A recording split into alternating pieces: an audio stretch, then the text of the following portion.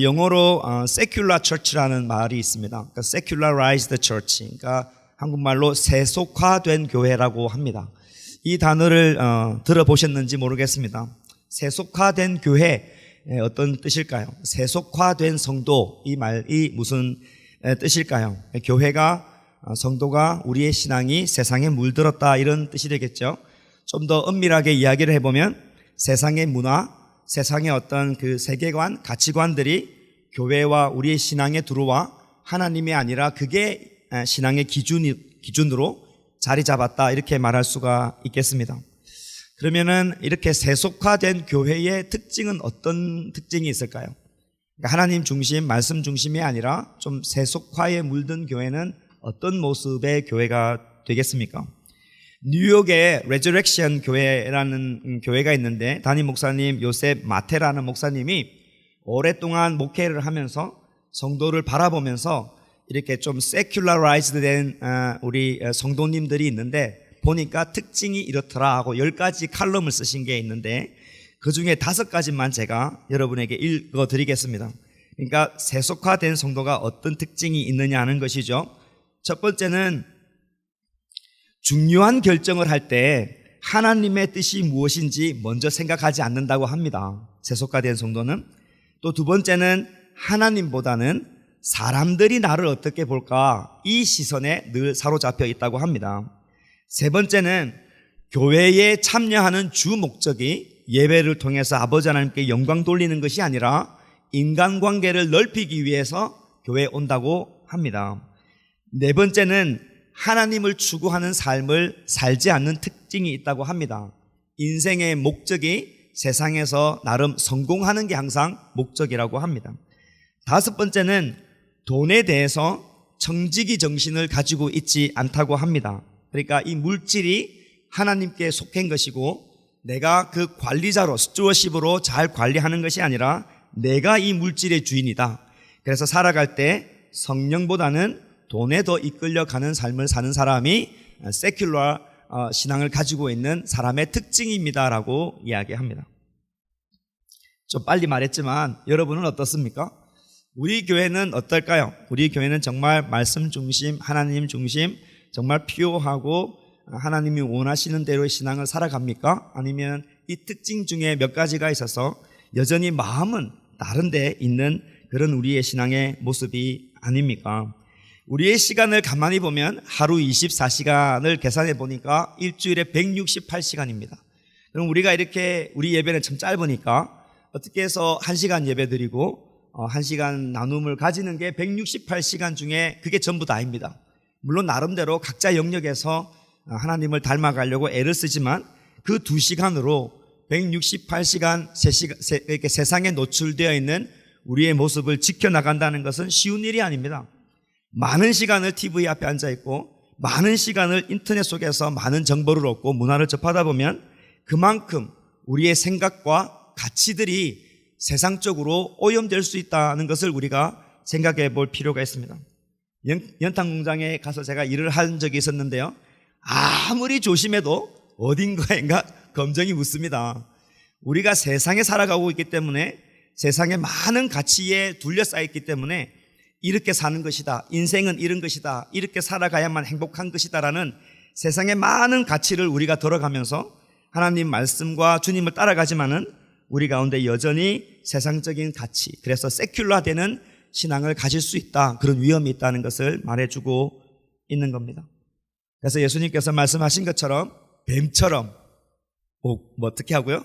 지혜롭고 비둘기처럼 순결해야 된다는 것입니다. 그러니까 굉장히 의지를 가지고 우리를 지키지 않으면 큰 물에 떠내려가듯이 우리가 쉽게 떠내려갈 수 있는 것입니다. 그래서 조금 잘 안 되면 말씀을 공부하는 자리에 자기를 던져놓고 함께 기도하는 자리에 자기를 던져놓는 게 굉장히 지혜로운 일입니다.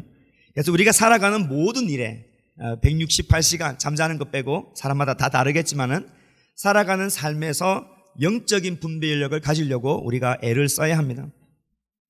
사도 바울이 로마서 12장 2절 말씀에 너희는 이 세대를 본받지 말고 그죠? 오직 마음을 새롭게 함으로 변화를 받아서 하나님의 선하시고 기뻐하시고 온전한 뜻이 무엇인지 뭐하라? 분별하도록 하라. 그 분별하는 삶을 살도록 우리들에게 말씀해 주셨습니다.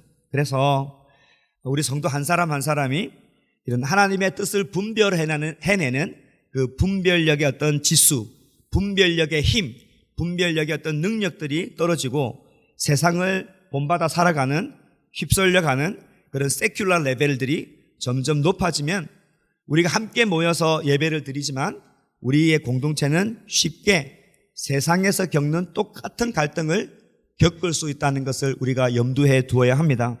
그러니까 교회 내에서도 명예와 재산을 가진 사람은 대접을 받고 그렇지 않은 사람은 무시당하는 일이 교회에 일어날 수가 있고 늘 우리 가운데 자존심 싸움하는 거, 권력 다툼하는 일들, 이기적이고 정직하지 못하고 거짓과 소문만 빙글빙글 돌아다니는 굉장히 공허한 신앙 공동체가 될 수 있다는 것입니다. 우리가 분별력을 가지고 세큘러 되지 않도록 해야 됩니다. 내용은 빠지고 형식만 존재하는 그런 공동체가 될 수 있다는 것이죠. 서론이 좀 길었는데요. 오늘 본문이 딱 그런 상황입니다. 오늘 여러분과 같이 느헤미야 5장을 읽었지만 오늘 이 본문에는 세상의 문화가 들어왔습니다. 지난 시간 우리는 느헤미야 4장 말씀을 함께 보면서 정말 놀라운 장면을 목격했습니다. 그죠?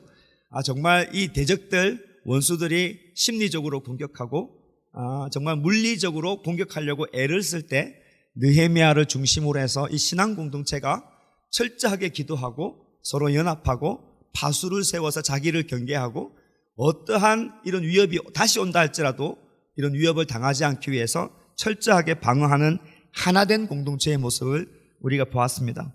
그래서 여러분 4장 마지막 절 이렇게 보시면 이 모습이 그 단결된 모습을 우리들에게 전해주고 있는데요. 물을 길러 갈 때에도 각각 병기를 잡았다라고 말해주면서 이 공동체에 정말 준비되어 있는 정말 이 갑옷을 딱 입고 원수 마귀를 딱 대적할 수 있는 놀라운 공동체의 모습을 보여주고 있는데 5장에 넘어와 보면 그렇게 강력한 신앙의 공동체가 너무 허무하게 갈등을 겪고 있는 것을 우리들에게 보여줍니다. 보이지 않는 공격, 눈에 보이지 않는 이 공격을 당하고 있는 것이죠. 내부적으로 큰 갈등과 혼란이 발생한 것입니다. 여러분 같이 1절 말씀을 여러분 읽어보겠습니다. 같이 읽겠습니다. 시작.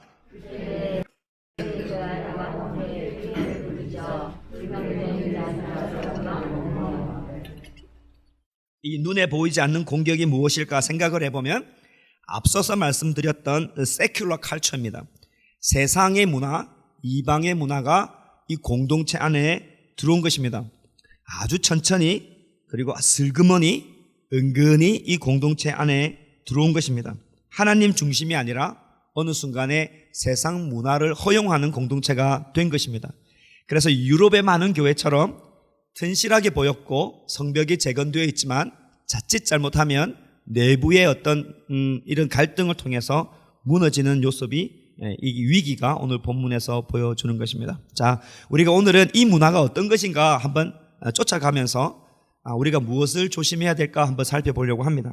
1절 말씀을 같이 읽었는데 문제가 아주 심각하다고 되어 있습니다. 백성들이 그들의 아내와 더불어, 이게 이제 아내가 크게 부르짖으면 큰 문제가 생긴 겁니다. 그들의 형제인 유다 사람을 원망한대. 보통 이제 여인들이 이 공동체는 목소리를 잘 못 냅니다. 그런데 이제 참다 억눌려가지고 아내들이 막 진짜 난리가 난 거죠. 그래서 핵심은 뭐냐면 같은 민족 내에서 같은 형제가 또 다른 형제를 아주 심하게 원망하는 일이 발생한 겁니다. 중요한 거는 1절에 나와 있는 이 그들의 형제 유다 사람이 누구냐는 것이죠. 이미 여러분 딱 보고 개설을 하셨겠지만은 5절 말씀에 등장하는 소위 말하면 돈을 빌려주는 사람들, 그러니까 소위 말하면 돈놀이 하는 사람들, 대부업자들입니다. 대부분 귀족들이고 민장들입니다. 이 사람들을 향하여서 큰 분노가 하늘을 찔렀다는 것이죠. 1절에서 말하는 이 아내와 더불어 온 백성이 하소연하는 하소연의 핵심이 5절 말씀에 나와 있습니다. 5절 말씀도 여러분이 같이 한번 읽겠습니다. 시작. 우리 형제를 잡아갔고 우리 자녀도 저희 잡아갔거든. 이제 우리 자녀를 종으로 하는도다. 우리 딸 중에 벌써 죽는 자가 있으나 우리의 밭과 호르몬이 이미 나뉘어 것이 되었으나 주의하는 아무런 없다. 예, 아무런 힘이 없는 거죠. 소위 말하면 이걸 이제 우리식으로 이야기를 하면 돈을 갚을 능력이 없다는 거예요. 이 5절 말씀에는 아니 우리는 사람이고 너희는 사람이 아니냐? 우리는 육체고 너희도 똑같은 사람인데 어떻게 해서 이런 일이 벌어졌느냐? 결국은 내 자녀도 넘어갔고 이제 자녀 중에 딸 중에 어떤 사람은 종이 되었고 밭과 포도원이 넘어가서 이제 그걸 돌려받을 수 있는 지경이 되지 않았다. 굉장히 심각한 일이 발생을 한 것이죠. 자, 여기서 우리가 조금 신중하게 이미지네이션, 상상을 하면서 한번 따라가 볼 필요가 있는 것입니다. 이 일이 갑자기 일어난 게 아니라는 것을 먼저 생각해야 합니다. 이 일이 어느 순간에 탁 터진 게 아닙니다. 슬그머리 아주 천천히 어떤 일이 일어나서 이런 일이 발생하게 된 것입니다. 성벽이 재건되고 유다 공동체가 함께 살게 되었습니다.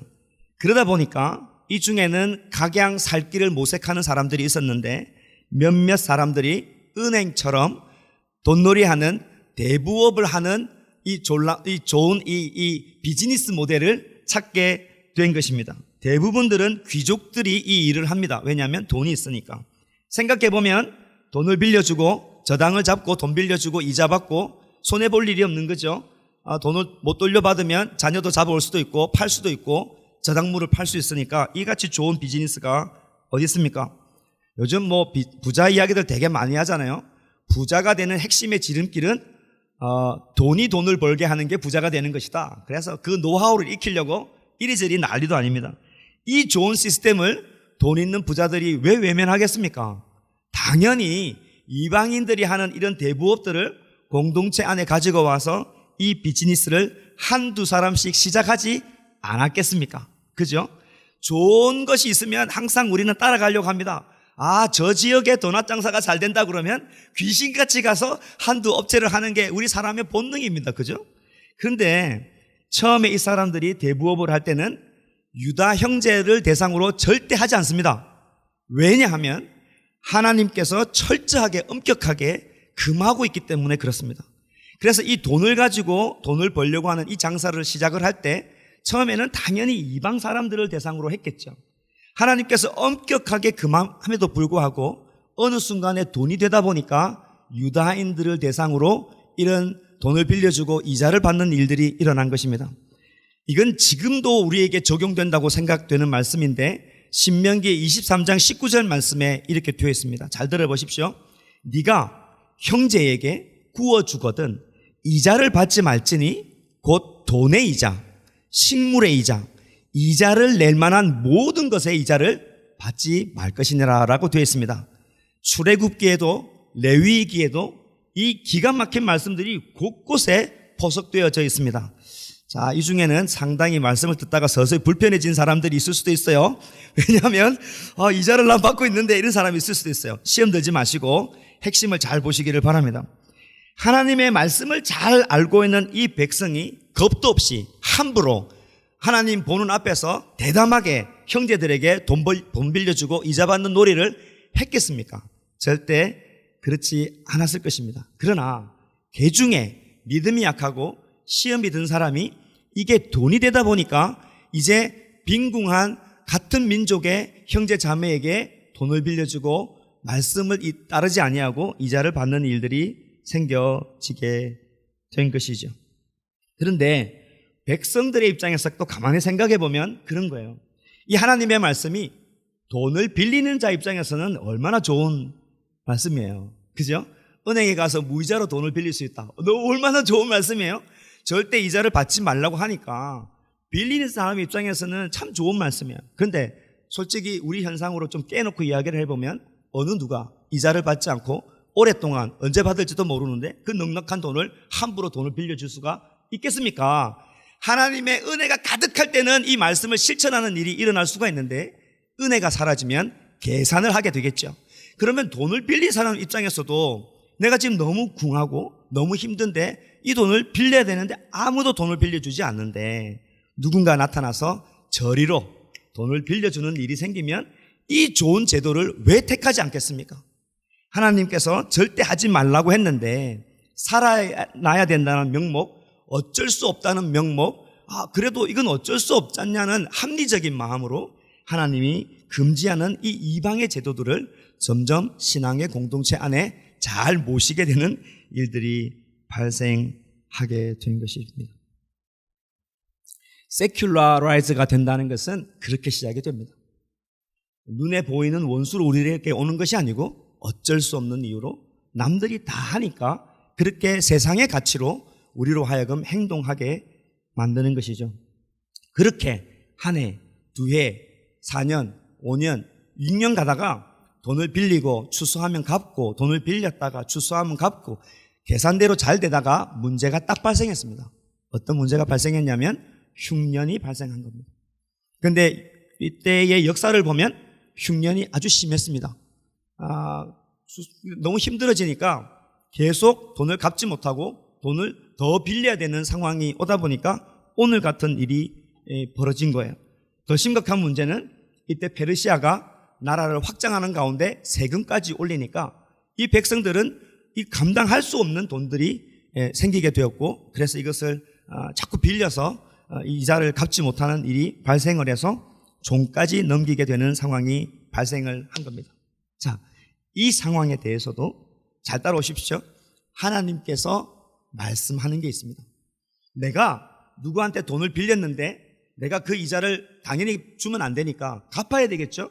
원금을 상환하지 못하면 하나님의 말씀은 네가 종으로 몸으로 가서 몸으로라도 이 모든 것을 다 갚아라는 말씀이 있고, 돈을 빌려준 사람도 이 사람이 종으로 나에게 왔을 때 어떻게 해야 되는지 아주 명확하게 말씀하고 있습니다. 레위기서 25장 39절입니다. 말씀을 읽겠습니다. 너와 함께 있는 내 형제가, 제가 읽을게요. 가난하게 되어 네게 몸이 팔리거든 너에게 몸으로 봉사하게 되거든. 하나님 말씀입니다. 너는 그를 종으로 부리지 말고 품꾼이나 동거인과 같이 함께 있게 하여서 희년까지만 데리고 있으라는 것이죠. 그래서 7년이 되면 돈을 다 갚든 아니든 간에 그를 자녀와 함께 내게 떠나게 해서 그 가족과 그의 조상의 기업으로 돌아가게 해라. 왜 그랬냐 그 이유를 말씀하시는데, 그들은 내가 애굽 땅에서 인도하여 낸 내 종이다, 내 백성이다라고 말하는 것이죠. 너의 종이 아니라는 겁니다. 종으로 그래서 절대 팔지 말아야 된다. 너는 그를 엄하게 부리지 말고 이 가운데 하나님을 경외하는 마음으로 이 법도를 지켜야 된다라고 아주 명확하게 디테일하게 말했습니다. 그런데 귀족들이 이 은근히 다가왔던 세상의 가치에 눈이 멀다 보니까, 이게 눈이 멀다 보니까 이 하나님의 말씀을 있음에도 불구하고 완전히 무시하고 남의 귀한 딸, 아들을 종으로 부리다가 이제는 이방 사람들에게 팔아넘기는, 소위 말하면 인신매매의 사악한 일들까지 벌어지게 된 것입니다.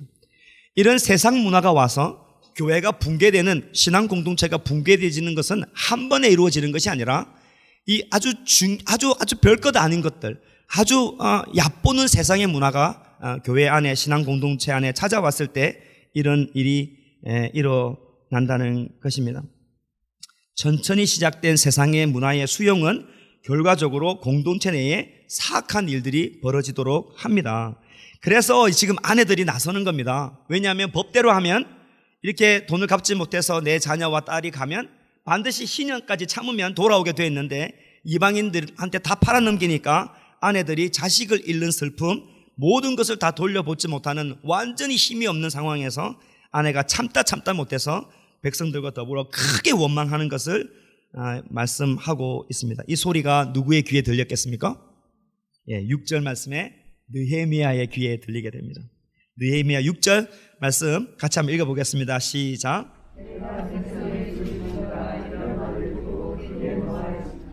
그렇죠. 크게 잘못됐다는 것이죠. 여기서도 조금만 더 생각을 해보고 우리의 상상을 좀 동원해보면, 여러분 만약에 흉년이 없었으면 어땠을까요? 만약에 페르시아가 세금을 올리는 일이 없었으면 어땠을까요? 만약에 아내들이 이렇게 울 만큼의 일들이 발생하지 않았으면 어땠을까요? 적당하게 살면서 세상의 법도와 세상의 가치와 세상의 문화를 적당하게 수용하면서 한쪽으로는 하나님 섬기고 여전히 세상의 놀이들을 하고 있지 않았겠습니까? 자, 그러면 이제 적용의 문제로 좀 더 생각해 봅시다. 교회 안에 들어와 있는 세상의 가치가 어떤 게 있을까요? 여러분 한번 생각해 보십시오. 신앙생활을 아주 오래 다들 하셨는데 교회 안에 들어와 있는 세상의 문화, 세상의 가치, 세큘러한 것들이 어떤 게 있습니까? 할 말이 많으시겠지만 예배 시간이라 나중에 나눔 시간에 나누시기를 바라고. 세상은 돈이 중요합니다. 그죠? 특별히 돈의 액수가 중요합니다. 그래서 돈을 많이 가지고 있고 많이 기부한 사람, 또 돈의 힘을 가지고 있는 사람을 우러러보고 대우를 합니다. 그게 세상의 가치입니다. 어디를 가나. 그죠? 제가 한 몇십만 불 있고 몇백만 불이 있으면 내가 하기 싫어도 사람들이 나에게 명예를 줍니다. 그게 세상의 가치입니다. 그러나 교회의 신앙의 공동체의 가치는 그런 게 없습니다. 넘버링에 대한 하이 로우가 없습니다. 내가 10만 불을 헌금을 하든 10불을 헌금하든 하나님은 그 액수를 보지 않습니다. 왜냐하면 하나님은 우리 마음의 중심을 보는 게 신앙의 가치입니다. 그런데 이게 교회에 들어가다 보면, 이걸 허용하다 보면 교회 가운데 재물이 많으신 분에게 좀 더 관심을 가지고 눈치를 보거나 어떤 분은 좀 더 신방을 많이 가거나 이런 일들은 일어날 수가 없는 것임에도 불구하고 여전히 이 교회에, 세속화되어 있는 교회에 이런 일들이 빈번하게 있다는 것입니다. 은근히 들어온 것입니다. 그뿐만 아니라 성경은 오른손이 하는 것을 왼손이 모르게 하라, 분명히 자기 이름을, 명예를 드러내지 말라라고 분명한 가치를 이야기해 줬음에도 불구하고 교회 내에서도 자기의 이름이 드러나지 않으면 그렇게 섭섭해합니다. 가끔씩 우리가 이야기하죠. 오늘 누구누구 아무개가 맛있는 케이크를 가지고 왔어요. 다 같이 박수! 이제 이거는 정말 감사하기 때문에 하는 거지만 솔직히 이런 일 없어야 됩니다. 누가 하는지 모르게끔 우리의 모든 수고가 이름 없이 하나님 앞에 연락이 될 때 하늘에 우리의 보화가 쌓여지는 줄 믿어야 됩니다. 그게 세상이 가지고 있는 가치가 아닙니다. 우리의 가치는 정말로 이름 없이 섬기는 것이 우리의 가치입니다. 오늘 본문과 연관해서 이 개에 대한 문화를 또 이야기 안 할 수가 없는데, 이 개돈을 돌리고 교회 내에서 개를 하는 일이 많은데 이거는 정말 독특한 한국 문화고 제가 볼 때는 기가 막힌 시스템입니다.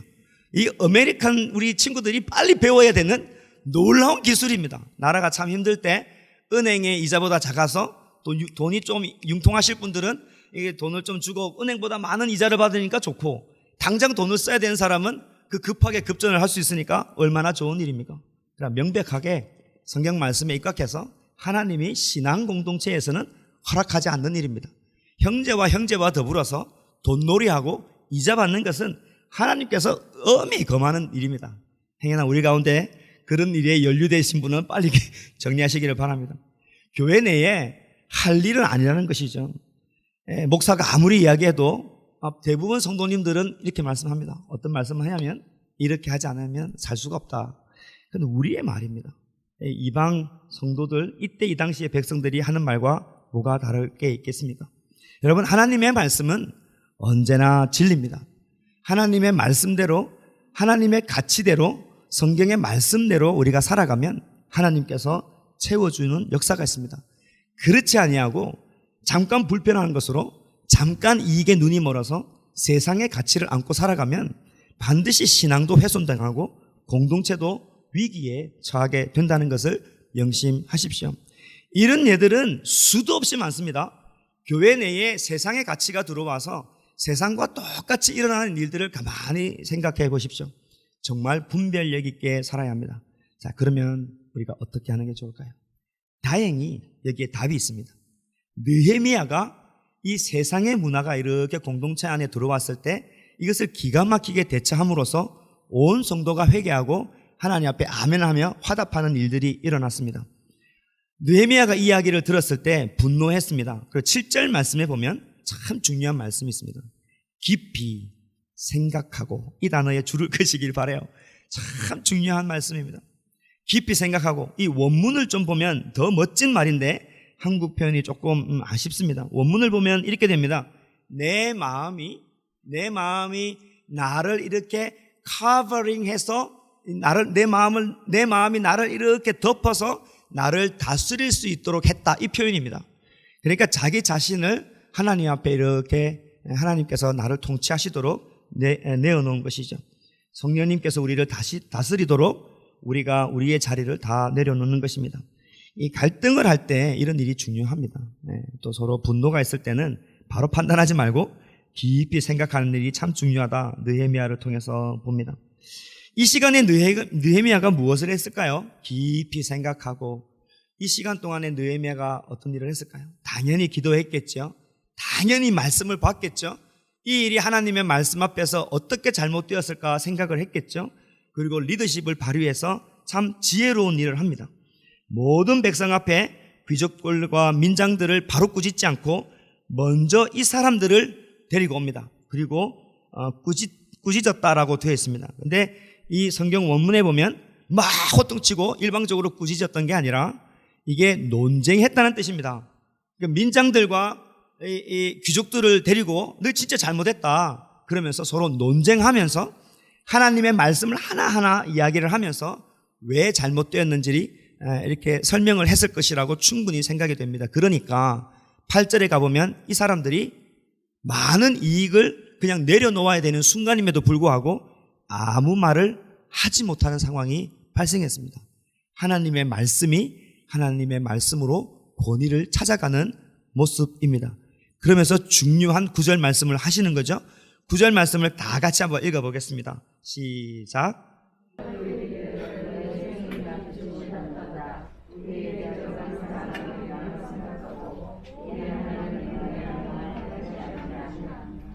참 중요한 말씀이어서 현대인의 성경으로 다시 한 번 더 이해하기 쉽게끔 제가 읽어드리겠습니다. 그때 나는 다시 말을 이었다. 여러분의 소행이 옳지 못합니다. 여러분은 마땅히 하나님을 두려워하고 옳은 일을 해야만 합니다. 그러면 우리의 원수인 이방 사람들에게 우리를 비웃을 구실을 주지 않을 것입니다. 이렇게 말씀하는 겁니다. 느헤미야는 꿰뚫어 봤습니다. 세상의 문화가 교회 공동체 안에, 신앙 공동체 안에 이렇게 들어올 수밖에 없었던 이유는 딱 한 가지입니다. 하나님을 두려워하지 않아서 그런 것입니다. 하나님을 경외하는 마음에 합리화가 되다 보니까 세상의 문화가 은근히 들어오게 된 것입니다. 느헤미야는 이 말씀 앞에 정말 우리가 하나님을 두려워해야 됩니다라고 강하게 말씀하고 있습니다. 우리는 그렇습니다. 서론에서 말씀드렸다시피 세큘러라이제이션이 되어가는, 세속화가 되어가는 근본적인 이유는 하나님이 나를 어떻게 생각하느냐는 시각보다도 다른 사람이, 세상이 나를 어떻게 보느냐, 여기 조금이라도 마음을 빼앗기게 되면 어느 순간에 세속의 문화, 세상의 유혹들이, 세상의 방법들이 우리 신앙 안에, 공동체 안에 스며든다는 것을 볼 수 있습니다. 느헤미야를 한번 볼까요? 정말 대단한 사람입니다. 아마 우리에게 답을 주시는 분일 수도 있어요. 정말 훌륭한 어떤 샘플입니다. 느헤미야를 보실까요? 느헤미야는 세상의 직분으로 따지면 총독의 직분입니다. 그죠? 그 자리로 총독의 직분으로 왔으니까 마음만 먹으면 20년 동안 본인이 재산을 불리려면 얼마나 불릴 수가 있겠습니까? 마음만 먹으면 이 백성들에게 막 한 사람 한 사람마다 등에 빨대를 꽂아서 모든 재산을 다 빼들어갈 수 있는 힘을 가질 수 있는 거 아니겠습니까? 그러나 이 20년 동안에 했던 일들이 우리가 오늘 읽지는 않았지만 14절부터 해서 18절까지 나와 있습니다. 20년간의 총독의 세상의 자리에 있으면서 이분이 했던 일입니다. 첫 번째는 자기 자신뿐만 아니라 마땅히 받아야 될, 형제들도 마땅히 받아야 될 생활비를 받지 않았다라고 되어 있습니다. 자기들이 입에 풀칠해야 될 거 아니에요? 그것을 백성들에게서 뺏어오지 않았다라고 되어 있습니다. 그리고 16절에 보니까 땅을 사지 않았다. 우리말로 하면 부동산을 하지 않았다는 것이죠. 재산을 불리기 위해서 아주 좋은 땅을 일방적으로 투자하지 않았다. 이런 말이 되어 있습니다. 그리고 17절, 18절에 보니까 총독이다 보니까 늘 같이 밥을 먹어야 되는 사람이 150명이나 된대요. 토요일 날 함께 식사하는 거 뭐 15명이 아니지. 뭐 5명, 6명, 13명 이래 와도 밥하는 게 장난이 아닌데 150명 늘 이 사람들을 밥을 먹이고 함께 이렇게 식사를 제공해야 되는데 돈이 얼마나 들어가겠습니까? 느헤미야는 백성들로부터 일체의 돈을 받지 않았다라고 되어 있습니다. 자, 느헤미야 하니까 여러분이 저 멀리 사는 사람 같은데, 여러분이 느헤미야를 뭐 삼성이나 한화나 현대나 뭐 이 기업의 부장이나 과장이라고 한번 생각해 보십시다. 여러분, 크리스찬이, 우리 아이들이 세상에 나가서 직장인으로 살아간다는 것은 전쟁터와 마찬가지입니다. 말씀은 듣고 하나님 말씀대로 살아가야 된다고 그러지만, 그게 가면 뭐 특별히 한국 문화는 다 하지만 뇌물 줘야 되고 술 마셔야 되고 가지 말아야 될 자리를 안 가면 정말 왕따 당하는 이런 유혹들이 얼마나 많은지 모릅니다. 느헤미야가 20년 동안에 이 유혹의 전쟁터에서 한 번도 신앙을 훼손하지 아니하고 정말로 말씀대로 많은 백성들이 세상의 가치관과 세상의 습관을 이렇게 수용해 나가는데, 느헤미야가 절대 그러지 않았습니다. 그 비법이 중요한 것이죠. 어떻게 해서 느헤미야는 어떤 일이 있었기 때문에 세상에 넘어가지 않았을까? 그게 15절 마지막에 나옵니다. 15절 마지막에 보면, 나는 하나님을 경외함으로 이와 같이 행하지 아니했다. 여러분, 하나님을 정말로 경외하셔야 합니다. 하나님을 정말로 하나님으로 인지하고 살아가야 됩니다. 신의식이라고 합니다. 매 순간마다 하나님을 의식하고 살지 아니하면 우리는 한순간에 세상의 것들을 취하게 되어 있습니다. 그리고 18절의 마지막 절에 나와 있습니다. 두 번째로 이 일들을 하지 않았던 느헤미야의 마음이 있는데, 백성의 부역이 중했다. 사람을 보는 마음이 있었습니다. 하나님의 백성으로 보는, 형제로 보는, 돈의 이익의 대상으로 보는 게 아니라 내가 성공의 수단으로, 발판으로 밟고 이렇게 이겨나가는 사람이 아니라 나와 피를 함께 나누는 애굽에서 종되어서 구원받은 하나님의 백성으로 보는 시각이 있었던 것입니다. 어려운 게 아니죠. 마태복음 22장 37절 40절의 말씀에 보면 예수께서 이르시되 내 마음을 다하고 목숨을 다하고 뜻을 다하여 주 너의 하나님을 사랑해라. 크고 첫째 되는 계명이고 둘째도 그와 같으니 내 이웃을 내 자신과 같이 사랑해라. 하나님을 경외하는 것, 내 형제 자매를 정말 하나님의 백성으로 진심으로 보는 것만으로 우리가 세큘러라이즈가 되지 않습니다. 세속화되지 않습니다. 우리가 세상의 물건을 자꾸 취하는 것은 하나님이 항상 자선이기 때문에 그렇습니다. 하나님이 여러분의 모든 것이어야 합니다. 말씀을 맺겠습니다. 여러분, 정말 하나님이 2%의 이자보다 못하신 분입니까?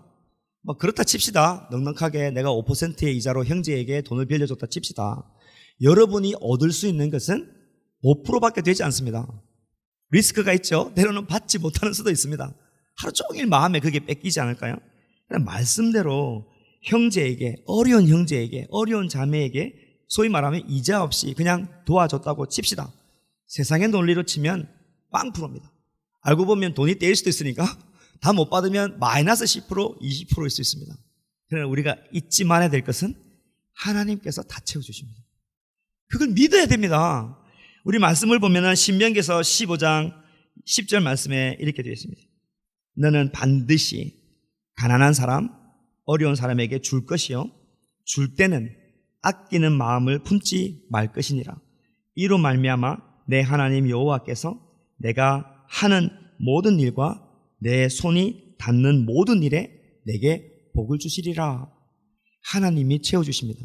누가복음 6장 38절 말씀에 주어라 그리하면 너희도 받을 것이니 너희에게 누르고 흔들어 넘치게 부어주실 것이다. 너희가 남에게 되어주는 만큼 그대로 돌려받을 것이다. 100%잖아요. 그죠? 내가 5%면 5%밖에 안 되지만 하나님 이런 투자가 어디 있습니까? 여러분, 말씀을 진짜 맺습니다. 우리 하나님은 전능하신 여호와 하나님이십니다.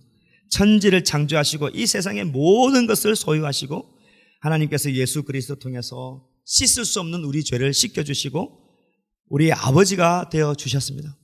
하나님을 하나님으로 경외하시는 여러분 되시기를 바랍니다.